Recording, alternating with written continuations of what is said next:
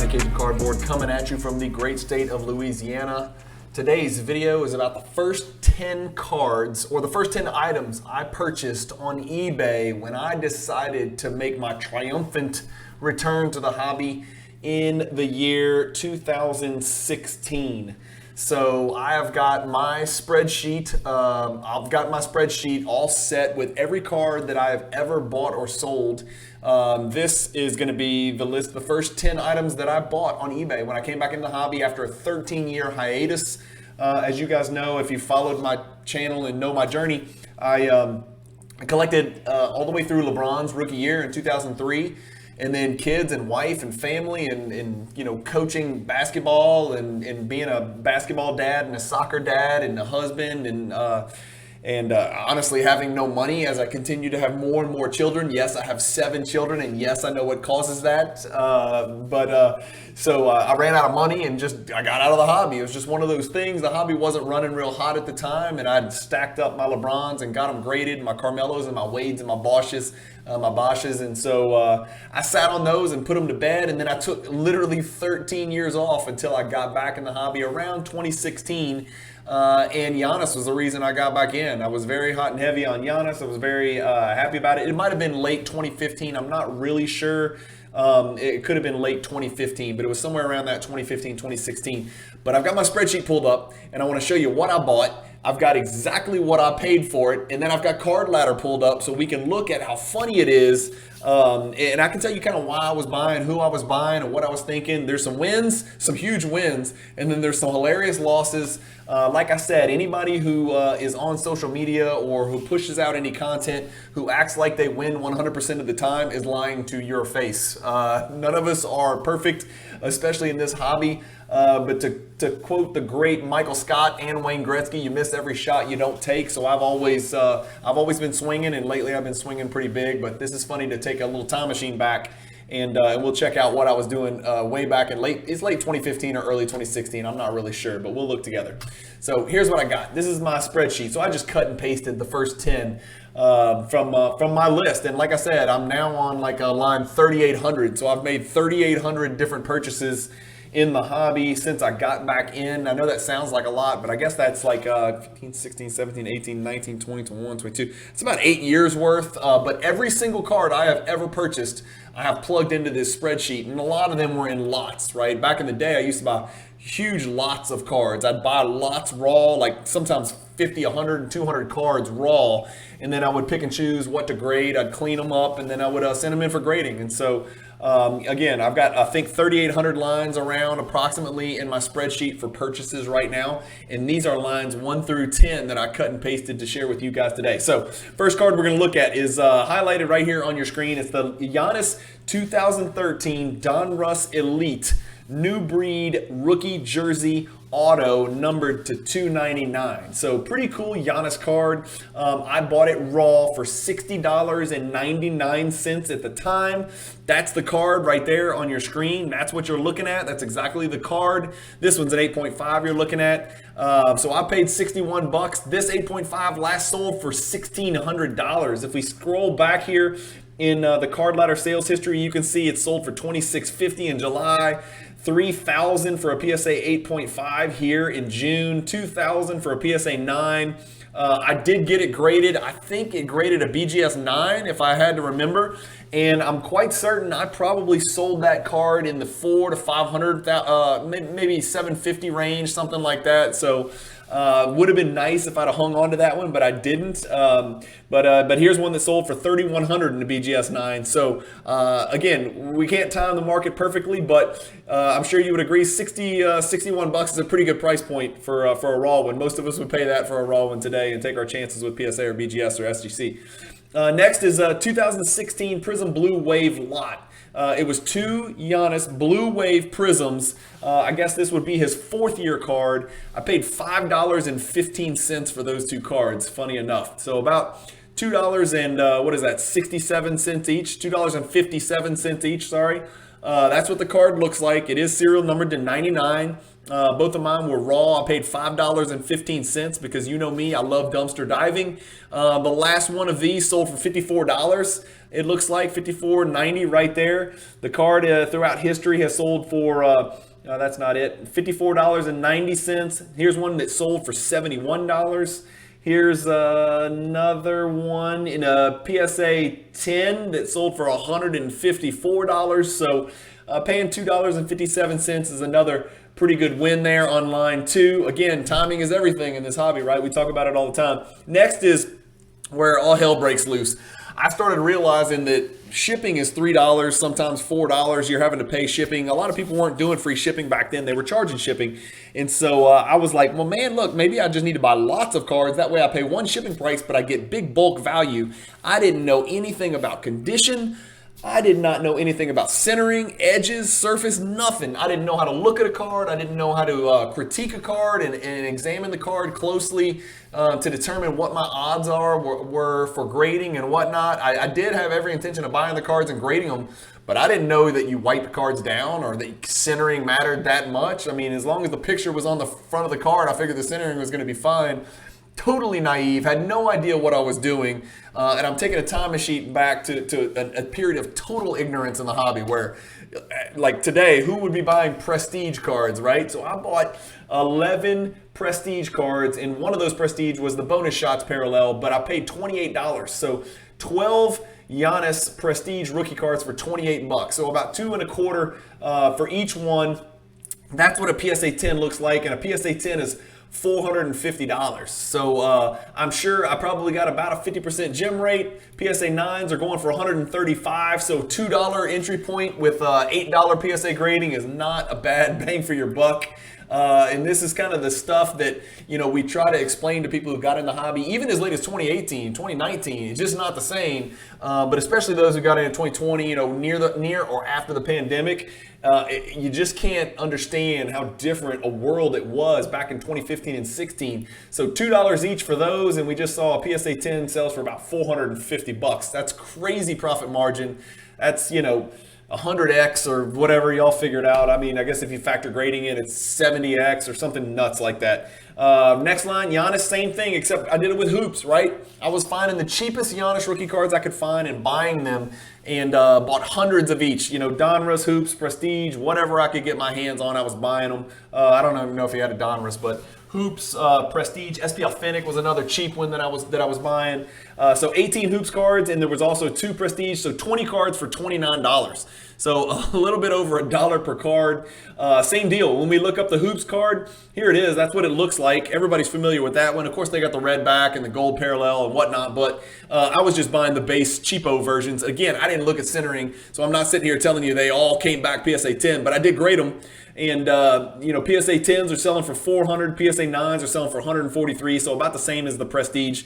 That's pretty interesting as well. So pretty good profit margin there. After grading, I was in for about $9, maybe $10 per card. $450 out the door for PSA 10s is pretty impressive. My first swing and a miss, Joel Embiid. I was high on Joel Embiid. Back then, I had not yet established my rule because I didn't have the experience. I didn't establish my rule of do not buy true big men. Just don't do it. Can you make money doing it? I'm sure you can if you guess it exactly right and your price points are, you know, perfect and immaculate. But my rule now is I don't buy true big men, you know, unless I'm buying a PMG Red or I'm buying Shaquille O'Neal or an Olajuwon or something like that. I don't invest in true big men. I don't own a James Wiseman. I don't own really any Joel Embiid cards. I have not invested really in, well, I do own one DeAndre Ayton card, but I've spoken about it, you know, on a channel before. I bought a CSG 9.5 because I wanted to crack it and submit it to PSA as an experiment. It's a National Treasures. So I don't really put money into big men. And I don't consider Giannis a big man because I'm talking about true big men, back to the basket, throw me the ball in the post and let me work type people. I'm not talking about Kevin Durant and Giannis and 7-footers like that, right? Those guys I'm fine with, but like true big men, I avoid them. But back then I didn't. And so I picked up this Joel Embiid, number 25, Prestige, true color jersey. I like Prestige for some reason. I don't know why. I might have been the only person in the hobby that did. I paid $30 for it then. That's what the card looks like. But this is a serial number to 199.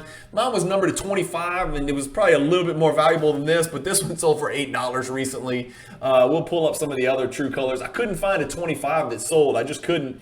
This one is $25, so I'm about breaking even, probably losing a few bucks here. It looks like that's about a $20 to $40 card, so nothing to see here. No home runs there, unfortunately. And then my next big miss, and it's a whopper, right? Thank God it was only $53 and not, $5,300 like it could be today when we're prospecting with these National Treasures RPAs. But Jabari Parker, for those of you who don't know, was a man-child coming out of Duke. Bigger, stronger, faster, jump out the gym, National High School Player of the Year, one of the 2 or 3 best players in the draft. My Bucks took him, and I was thrilled. Thrilled to have him there next to Giannis. I thought they were going to form a formidable big two forever. I had no idea he'd suffer the knee injuries he suffered. I still think he would have been a great player. He never really learned to shoot the ball proficiently from the perimeter, but was just a monster with the ball. A bully, could handle the ball pretty well, could pass it, could do some things off the dribble, and really just did bully people at his position as a wing. But bought that Jabari Parker on-card auto from Prestige Premier for $53. Here I am buying Prestige again. That's what it looks like, right? So that's what the card looks like. That card just sold for 99 cents. So sound the alarm. That is a huge, huge L. One just sold in May, however, for $3.99, $2.42, $3.23, $3.75. So I could have bought probably 20 of them for the price that I paid for one of them back there. Like I said, you miss every shot you don't take, but you got to throw a big cast net, and you got to have faith in your prognostication. I didn't know he was going to have 2 catastrophic, horrific knee injuries in close succession, but that's what happened, and it was sad. I remember watching the game when he did it, and it was a horrible feeling as a Bucks fan because we were on the up, and I was very excited about that team and the direction they were headed, and I thought that was the end of it, and that was the end of any hope that the Bucks had to be relevant. And little did I know, I did know Giannis was going to be a good player, but I had no idea he was going to become the best player on planet Earth and a 2-time MVP. And lead us to a finals and win an MVP. But and by the way, I just coincidentally have a green shirt on today. It wasn't like hype the Bucks day. But next is Ben Simmons, right? Blacklisted, black sheep of the NBA. Everybody hates him. Nobody wants to say his name. But BS right here. I bought 2 2016 Prisms and 1 Donruss for $29. So in for about $10 per card. Let's see what he's worth right now. Here's Ben Simmons' card right now. In a PSA 10, it's still a $100 card. It's a high pop card. We didn't know it back then, but crazy high pop card. There's 1355 PSA 10s out there worth $100 each. The PSA 9 is worth $22 each. So I barely doubled my money. I barely broke even. Buying those at about $10 each, or probably about $12 or $13 each, because the Donruss rookie was in there as well. But if I was paying about $10.5, $15 each, if I pulled a PSA 9 and graded it for $8, I'm down on Ben Simmons, even from 2016 prices. So Ben's cards were running a little bit hot at the time. I can't remember when I bought this, if he was out for that season, or if he had just now started coming back, or if or maybe he wasn't yet out for the season. I'm not really sure. It's just too far back, and I didn't put the actual date. I just have the year that it was in 2016. So I don't have the actual date of the year that I bought him, unfortunately. The next one is the Starburst Refractor. So there's a loser. There's 3 losers in a row right there, to be quite honest with you. But then it's a 2016 Starburst Refractor. I paid $40 for that one. This one's a little more rare of a card. Here it is on your screen. That's what the Starburst Refractors look like. The last one sold for $99 raw. If we go back and kind of try to figure out what this card's worth, a 9.5 sold for $125. A BGS 10 sells for $264 as recently as last month. I paid, what is our number, $39.99, so I'm doing okay on that. Again, I've sold a lot of these cards. I did actually really, really well on Ben Simmons. When he was winning, making all-star teams, I moved all my Ben Simmons, for Doncic. I remember doing one humongous trade of about $20,000 worth of Ben Simmons for Luka Doncic right before Luka had really started to run. This would have been about the year, maybe late 2019. So I sold a bunch of my Ben Simmons, and then I remember doing one massive trade where I gave all of my Ben Simmons for Luka Doncic in return. And then since, of course, shortly after that, Doncic really went nuts during that, the heyday of the hobby and that first spike, right? Not the 2021 spike, but the very first time the card spiked around the bubble. And I sold them all. I sold all the base Doncic that I got in return in return for these Ben Simmons. Same story here. 2 more Ben Simmons cards, about $13 each. Nothing to write home about there, but I was selling those cards for a pretty high clip. I did absolutely fantastic on all of my Ben Simmons stuff, which I know is crazy to believe. I did get stuck holding the bag on some real cheap stuff that I've got sitting in my vault. I've got a bunch of, I think, optic base and a bunch of Donruss base and stuff like that, just sitting there. They're all PSA 10s. They're all slabbed up. They're ready to go. But I'm not going to sell them right now. I don't know who in their right mind would post a picture of a Ben Simmons card or sell one. I mean, ask yourself, when's the last time you saw a Ben Simmons card on Instagram? It's been literally probably years. So hopefully Ben can resurrect his career and grow up and get on the court and get his mental stuff straight and get his physical stuff straight and be a productive NBA pro again, because he was an absolute game changer on the defensive end when he was playing. And a great pass-first point guard, sort of a gigantic poor man's Rondo.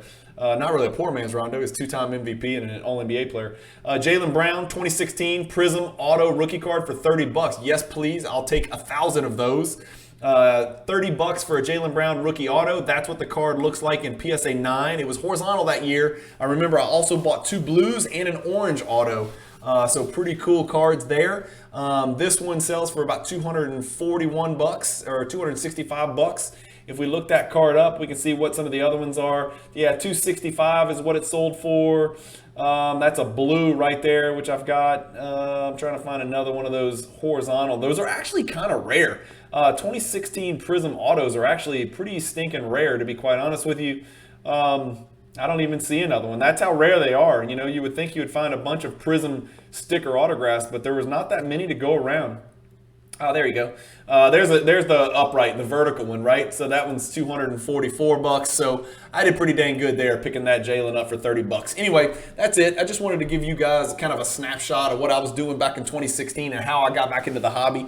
I'll do this time to time. Way back in the day when I first started the channel, earlier this year, I think I was doing episodes called Cajun Time Machine, where we go back in time and look at some of the stuff that I bought and what I bought it for and what I was thinking and what it's worth today. And that's kind of what this is, but in a much more condensed small capsule, because I don't want to take up all your time talking about this. But Giannis, Embiid, Parker, Ben Simmons, Jalen Brown. Right after this year, I dove headfirst and went very heavy into 2 players from 2017.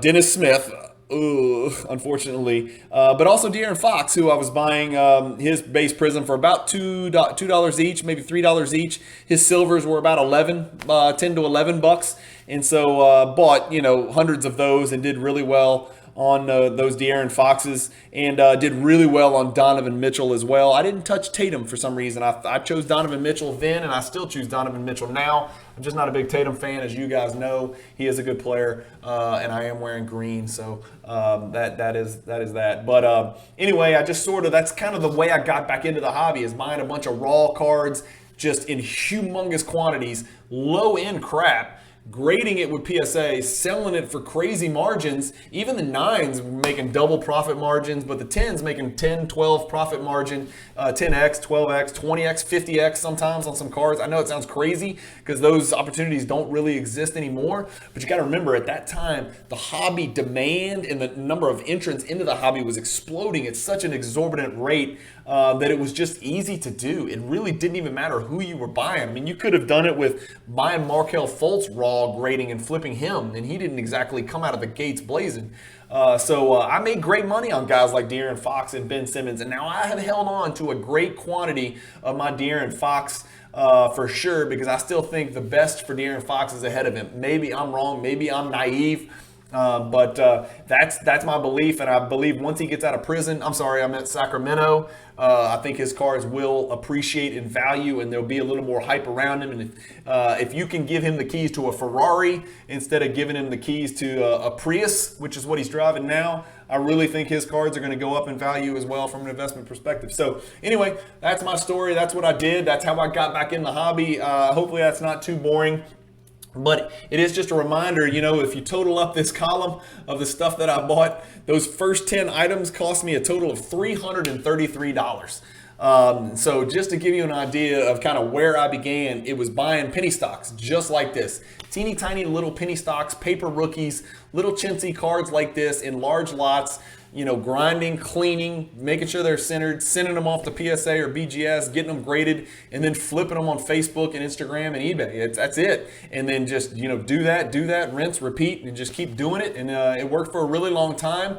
And there's still ways to buy raw, grade, and flip that are out there, but you got to change the target of what you're buying raw, grading, and flipping. And you've got to really scrutinize the raw cards that you're buying now, because a lot of people know how to play the game, and people aren't selling as many immaculate centered raw cards right out the gate as they were back then, because now anybody who knows what they're doing is probably grading those pristine looking cards, whereas back then people didn't. I mean, a lot of people in the hobby just didn't grade their cards, and so there was a great opportunity out there to make great margins and arbitrage. But anyway, thank you guys for watching. Keep collecting, stay positive in the hobby, and peace.